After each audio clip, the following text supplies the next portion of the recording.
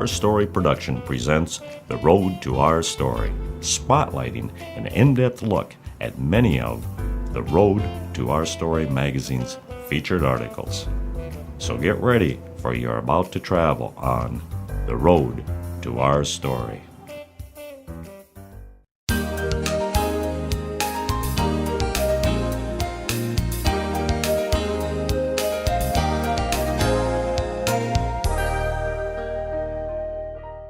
Hello, I'm Jason Howland, and welcome to Speaking of Health, a place to help you learn how to live a longer and healthier life. You know, most Americans will experience back pain at some point in their lives. It's one of the most common reasons that people go to the doctor and also miss time off of work. But on the bright side, measures can be taken to help lessen and heal back pain, or even prevent it. Here to talk more today about back pain is Dr. Douglas Chiat. Dr. Chiat is a neurosurgeon from Mayo Clinic Health System. Dr. Chiat, thanks for joining us today. Well, thank you so much for having me. Well, let's start out first by finding out exactly what makes up the spine. The spine is actually very complicated. It's made up of bones that we call vertebrae, and these are sort of block-shaped bones that are stacked on top of each other. And in between those bones are the discs, and we've all heard of discs, and those are held together by ligaments, and then we have muscles that provide strength. You talked about discs, and a lot of people have heard of those.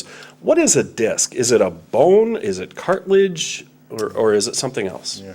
The discs are the largest avascular organ in the body. And a disc has an outside layer that's made up of very strong connective tissue, just like the ply in a radial ply tire, and the inside portion of the disc is soft gelatinous material. And the purpose of the disc is to? Well, the disc is commonly thought to act as a shock absorber, which it does, but the disc also allows the bones of the spine, the vertebrae, to move on each other. Okay. Well, so I'm going to throw a really, what seems like a simple question to you. We're talking about back pain. What are common symptoms of back pain? Because that's a pretty general term. Back pain's very common, and I'll bet that almost everyone listening to this show has had a backache from time to time. Most of the time, back problems are caused by the degenerative process that we all get as part of the maturing process and as a result of good, honest work and sports and that sort of thing. In its simplest form, a back problem may show up just as a backache, and that could be due from a muscle strain or a muscle pull. As the discs degenerate and the bones degenerate, those changes can also cause back pain, but they can also start to put pressure on the nerves, and when they do put pressure on the nerves, people can develop a condition that we call sciatica, and that's shooting pain down the leg from a nerve being pinched. Sometimes those degenerative changes can get so bad that it can actually crowd all the nerves and produce a condition that we call lumbar stenosis. And stenosis is a fancy word that just means narrowing. And people who have that stenosis condition may have pain down both legs and may actually have trouble standing up straight. They walk sort of bent over. The degenerative conditions that you're talking about, is that the vertebrae actually wearing down or becoming smaller, or is it something else? It's a little bit of everything. The discs wear down, and as part of that wearing down process, they may lose some disc height. The bones start to wear out, and as part of wearing out, they may develop bone spurs. The ligaments that hold the bones and the discs together may also wear out, and as part of that, they may hypertrophy, and that's a fancy word that means overgrow. The degenerative conditions, are people more prone to it as far as genetics, like family history, or men versus women, that kind of thing? There are many factors that predispose patients to back problems. Genetics is a very important factor. There's not a lot we can do about our genetic makeup. Age is also a very important factor. You know, back problems are the result of a progressive degenerative process. Now, unfortunately, we can't do anything to control our age. There are some other causes of back problems that are preventable. For example, there are some lifestyle choices that predispose people to back problems. Obesity, which we're hearing more and more about in the media these days, puts extra strain on the back. And people that are obese are much more likely to have back problems than people who are not obese. Other lifestyle choices, such as a sedentary lifestyle, may put people at risk for developing back problems. Back to the symptoms again. You talked about the pain not only being in the back, but also sometimes actually being in the legs. And I think a lot of people may not realize that when they think of problems with their back, that it actually could be pain in other extremities, not in the back. That's correct. One of the important functions of the back is to protect the spinal cord and the spinal nerves. And the spinal nerves that run through the back will eventually go out to the legs. And when those spinal nerves are pinched either by a ruptured disc or a bone spur, that pressure on that nerve can actually refer pain down the leg. What about a bulging disc? I've heard of a bulging disc before. What is that? A bulging disc is a term that describes a degenerative change in the back. And the terms we use to describe back problems are very confusing. You know, I've been in this business for, almost 30 years, and I get confused by all the terms. In general, however, if we try and make some sense out of all these terms, there's a group of terms that describes anatomic changes that occur in the spine, and there are another group of terms that describe the functional consequences of that. So for example, a term that would describe the functional consequence of that might be a backache, pain in the back, sciatica, pain in the leg. Anatomic terms that describe the degenerative process might be something like bulging disc, herniated disc, ruptured disc, bone spur, arthritis. Well, you know, we've all heard of, or we've even used, things like hot and cold packs or heating pads, those kind of things, those sort of home remedies to help with back pain.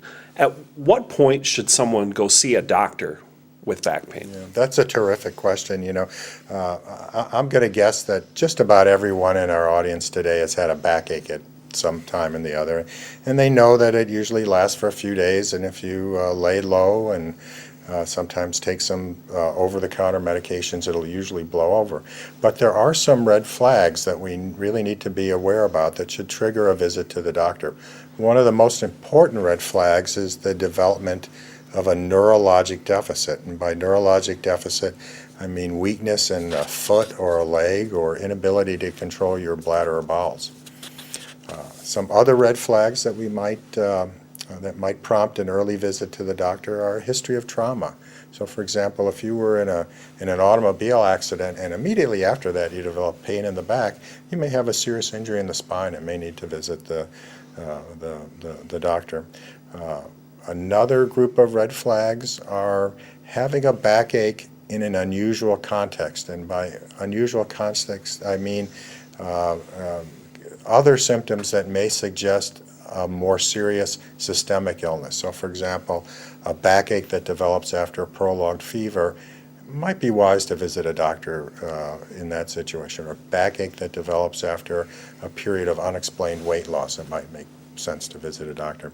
And lastly, you know, if you've had just a backache that's not getting better or the pain's very severe, and then that would be another reason to visit a doctor. So if the back pain is not the sign of something more serious, what are some common ways that people can treat it themselves at home? Yeah. One thing that people can do is restrict activities a little bit, lay low, if you will. Some of the over-counter medications may be helpful, things like Tylenol or ibuprofen. A lot of the pain in the back is caused by muscle spasms that we get, and if you can relax those muscles, it may help with the pain. So heat and massage, you can get a massage at home, a spouse or a loved one to give you a massage. That may be very helpful. How about exercise? Exercise is helpful in preventing back problems, but it may actually exacerbate things if you're in a flare-up with an active back problem. Now, you are a neurosurgeon, so you perform back surgery. At what point is a patient eligible for back surgery? When is surgery needed? Surgery is needed in Some emergency situations, for example, we spoke about patients who develop an acute neurologic syndrome, weakness or inability to control their bladder and bowels. That may need surgery right away, and surgery may be the only good treatment option for that patient. In general, however, most patients who have back problems from degenerative causes are probably best served with trying a little medical therapy first. So let's talk prevention. What are some good ways to prevent back pain? We can't prevent ourselves from getting older, but there's got to be some ways to help prevent or at least slow the process. Avoiding obesity and making sure we're very close to our ideal weight is very important. The extra weight associated with obesity puts more strain on the spine and causes it to wear out more quickly. Obesity is bad for a whole variety of other reasons. It increases your risk of diabetes and heart trouble and those sorts of things. Exercise is also very important. If we can keep ourselves fit, that also helps to reduce the incidence of back trouble. Low impact exercises, bike riding, swimming, are good ways to stay in shape. Sports that involve a lot of quick starting and stopping, what we call high impact sports, may actually put a little extra wear and tear on the back as well. So Dr. Shiat, the back's it's pretty large. We've got the lower back, the upper back, and the middle portion. Is there something that you see that's more common as far as back pain? Is it in the lower or the upper? Pain in the lower back is much more common than pain elsewhere in the spine. And that sort of makes sense when you think about how we're designed and how we walk, that most of the weight and most of the forces that we experience are going to be in the lower back because they bear all our weight and all our activities. So the lower back tends to wear out a little sooner and get aggravated a little more quickly than the neck, for example. So let's say I'm having constant back pain. Perhaps even pain in my leg. And I come in to see a physician like yourself. What's the next step? What happens? What can you recommend for me? The next step would be to make sure we're not dealing with an emergent situation. And we could do that just through a history and physical exam, make sure your strength was normal and that sort of thing. If it's a relatively new problem, we may recommend some simple medicines, Tylenol or ibuprofen. Sometimes we prescribe another sort of medicine to reduce inflammation that we call steroid. Physical therapy seems to be important in treating both acute back problems and also preventing flare-ups in the future. Physical therapy in the acute setting is often directed at trying relieving the muscle spasms that are very commonly associated with backache. Chiropractic treatment, osteopathic manipulation, those are all other things that could be considered. And what are the shots? The shots are another mechanism to deliver a drug to reduce inflammation to the spine. One way that we can do it is to just give you pills by mouth. And an alternate way is to inject the drug directly in the spine. What does arthritis have to do with back pain? Arthritis is a term that encompasses a whole host of diseases. And by and large, when we're talking about the back, we're talking about degenerative arthritis, what we call osteoarthritis. So changes that occur from activities and honest work. Probably a lot of it is so much internal too. Is there anything physical that patients may see with their back, swelling, redness, that kind of thing as well? It's unusual to see swelling or redness in the back, but muscle spasm is commonly associated with flare-ups in the back pain. And that muscle spasm can produce tightness in the back. It can produce a change in posture. Some patients will actually develop what we call a list, which means that their spine is twisted because the muscles are pulling it in a different direction. Well, before we run out of time here, any last minute words for folks who may have back pain or may want to prevent back pain from occurring in the future? The most important thing we can do is focus on preventing back problems. We're all going to get back problems from time to time. But if we can avoid obesity and keep our weight very close to an appropriate weight and stay fit, that's going to really hold us in good shape for our whole life. Well, I'd like to thank our guest today, Dr. Douglas Chiat, neurosurgeon from Mayo Clinic Health System. A great topic today. Thanks for joining us. Thank you for having me. Have a great day, everyone, and be healthy.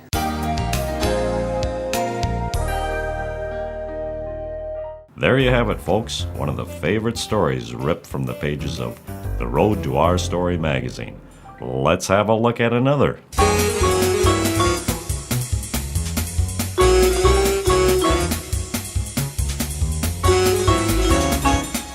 Live from Sweet Swine County, where every day is sweet, it's Split Hoof Tonight with Billy Gates and the Broken Windows Band. Hi, I'm Earl Silo, and now let's welcome Sweet Swine's one and only Cousin John.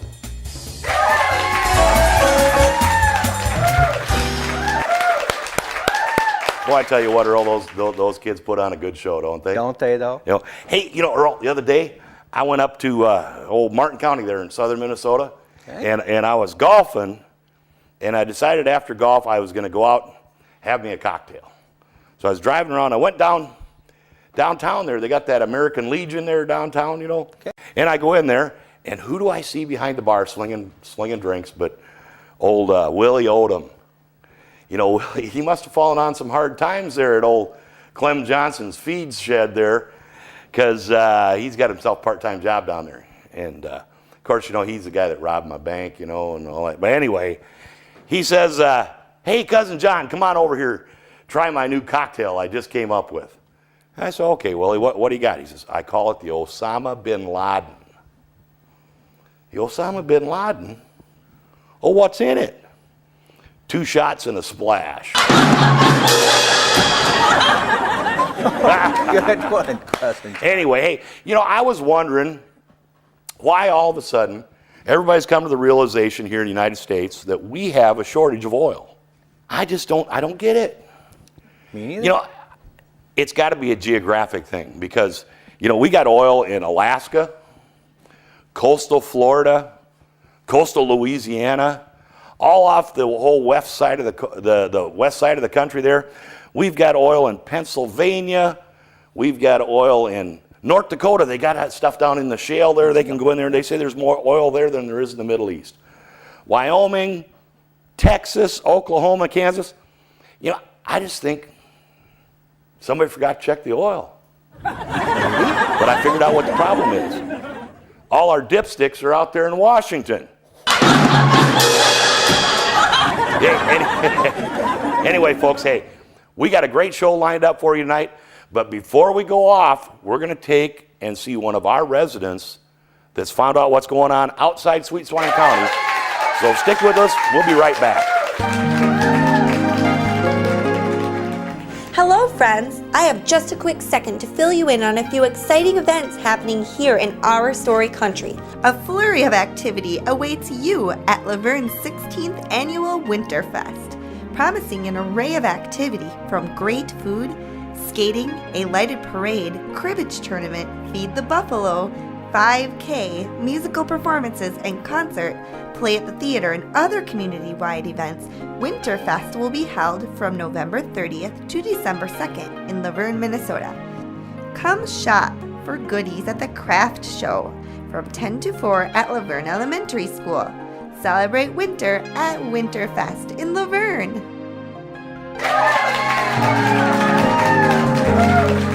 Okay, folks, the world premiere on KLUK TV of the video Sanity Says Goodbye to Sweet Swine County.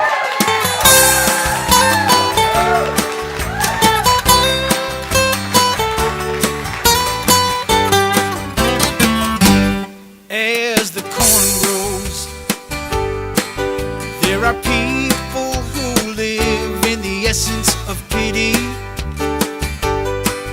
That's the very nature of this here little ditty.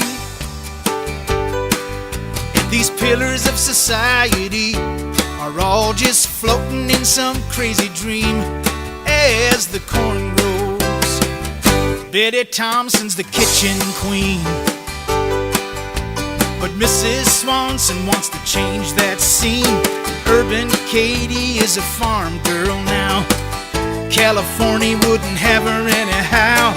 Cousin John and Lawyer Ed will stab you in the back if you turn your head.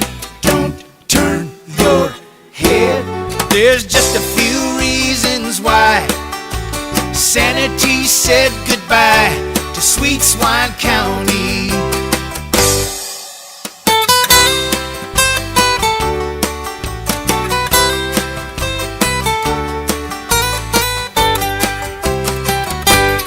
As the corn grows, there are people who live in the essence of pity. That's the very nature of this here little ditty. Things unravel and things erode like an old washed out mountain road as the corn grows. Elmer Plow could keep us all safe if he could just learn not to hyperventilate. There's something different going on in his mind. He's a real man's man, so watch your behind. Prairie Ann is sadly misinformed, but she still reports for the Daily Board. Ronnie Pisilage is a college man, know-it-all poet looking for another scam.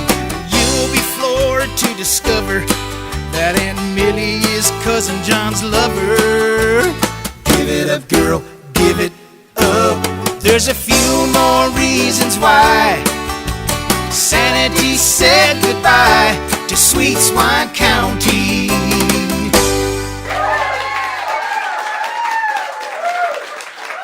Wow, Earl. That was really something. We're going to bring in our first guest right now. He's from Olson Custom Farms in Hendricks, Minnesota. Please join me in welcoming Chad Olson. Welcome, Chad. Have a chair. Hey, Chad, welcome. Glad you could join us. So, how long have you been doing Olson Custom Farming? Is that We started in the fall of 1992. 92? Well, that's quite a while. That'll be It's 20 years. 20 years. Oh, that's a bunch. So, what made you decide to get into custom farming and harvesting? When I started farming, I started milking cows, and I milked in an old barn for 4 years. Built my own new barn, remodeled barn on a farm that I had bought.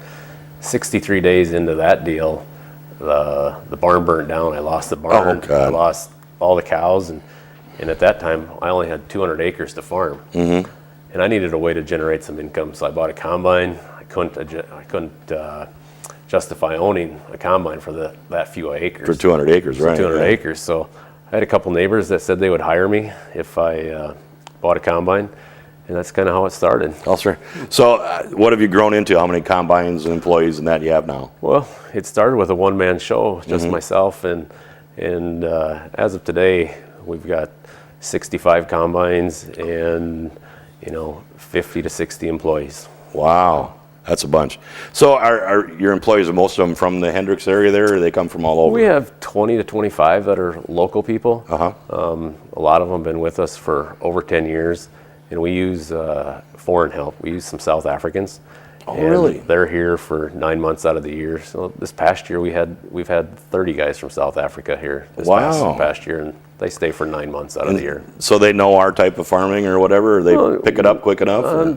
It's a lot easier to get somebody that doesn't know how to do it my way. Rather than If I teach- hire somebody like you that have Breaking been bad farming habits, for 30 yeah. years, I can't break your bad habits. I can teach these guys to do it the way I want to do it. Oh, I like that. I like that. So, do you have any nepotism involved there? Any family working with you? And that? I've got my wife's with me every day, but I've got two brothers that work for me. One of them is a CPA and does all of our financial work, deals with all the bankers to make those people happy, and I've got another brother that works in our shop. He's a diesel mechanic. Well, that's great. What's been like some of the biggest difficulties you've had in setting things up? Well, some of the biggest difficulties is dealing with Mother Nature.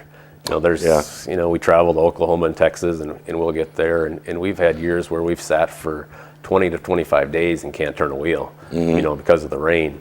That's a that's tough to do. It's tough to keep everybody happy when it's raining, when we can't work.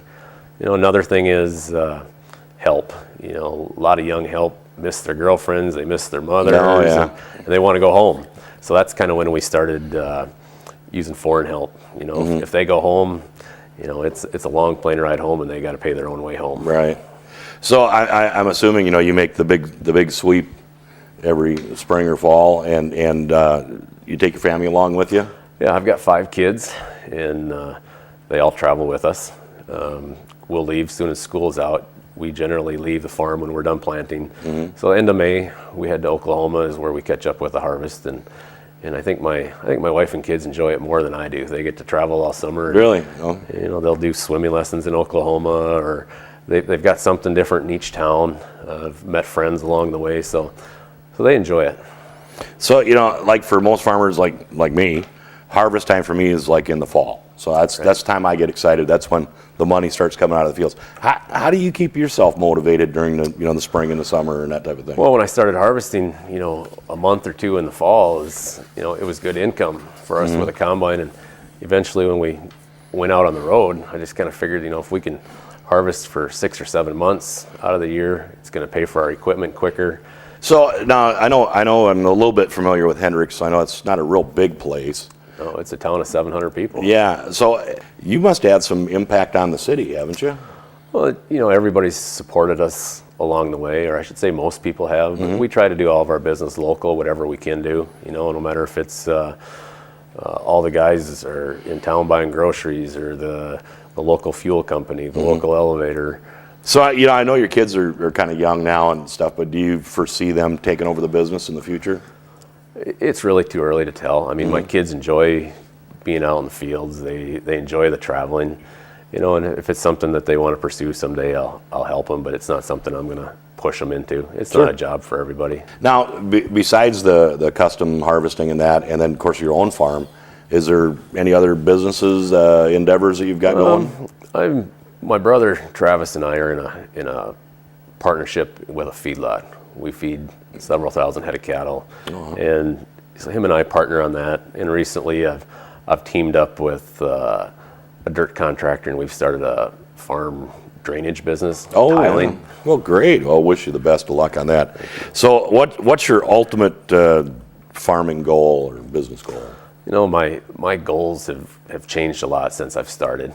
My first ultimate goal was always to be profitable and make money, but I'd say today is, if I can be fair with everybody, if I can be fair with my landlords so they're making money, if I can be fair with all the people I buy inputs from so they're making money, I guess that's really my goal right now. Really want to thank you for stopping by and kind of filling us in on Olson Custom Farming. Is it possible you could stick around with us? We kind of do a couple things, have some reporters outside of our own county here to tell us things are going on. Well, I'd love to, but I need to get back to the field. You got combine's degrees, I'm sure. Yeah. Hey, folks, let's give Chad a hand. Thank him for stopping by tonight. Thanks so much. Best of luck to you, Chad. Take care.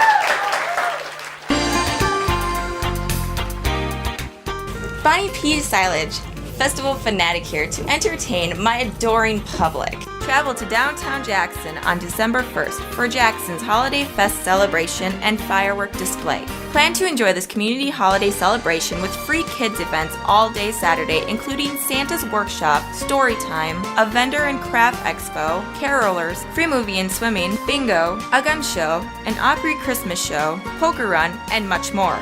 The City of Jackson looks forward to seeing you for Holiday Fest on December 1st. Had a great show tonight. Thanks a lot for stopping in. Once again, this shows why this is the hottest ticket in town. Anyway, we're going to see you next time. It's been a great one. Good night, everybody.